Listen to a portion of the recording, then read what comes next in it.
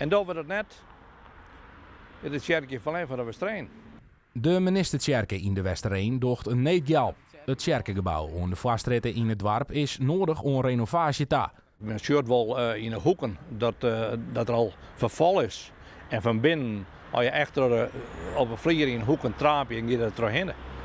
Dus dat moet heel nodig aangepast worden. En in deze tijd met isolatie en energievoorzieningen mag je dat ook aanpakken. En ik zeg altijd, Westereen, maak je sterk voor deze kerk. Het is het oudste kerkje in de Westereen. 120 jaar lang is het gebouw deelzet in 3 maanden tijd. De laatste renovatie is intussen ook al wat decennia lang. De zaken staan erop stuit voor dat na 60 jaar het echt heel nodig is. Het linoleum van 64 leidt er nog in.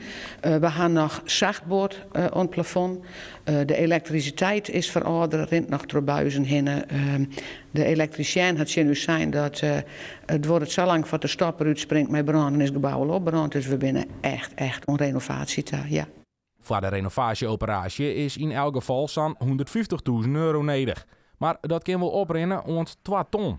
Iets wat de kerk net in een oud zak had te lezen. Daarom binnen er verskaat om voensnoorskreun en is het wachten op reacties. Spannend tijd lijkt het mij. Heel spannend. Ik heb eerst al sliepeloze nachten van het hege bedrag wat eruit kwam.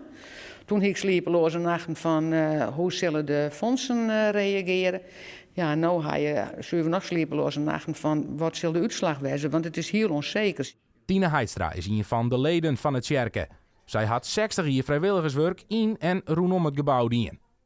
Hoe zorg je richting de toekomst van het gebouw? Wat hoop je? Ja, ik hoop je dat er mensen binnen die erin springen. Ja, ik kan het ook een projectontwikkelaar, ja, maar dan best het kwijt. Dus dat moeten we net hebben. Leest net nog. Maar ja, ik weet het verder echt net.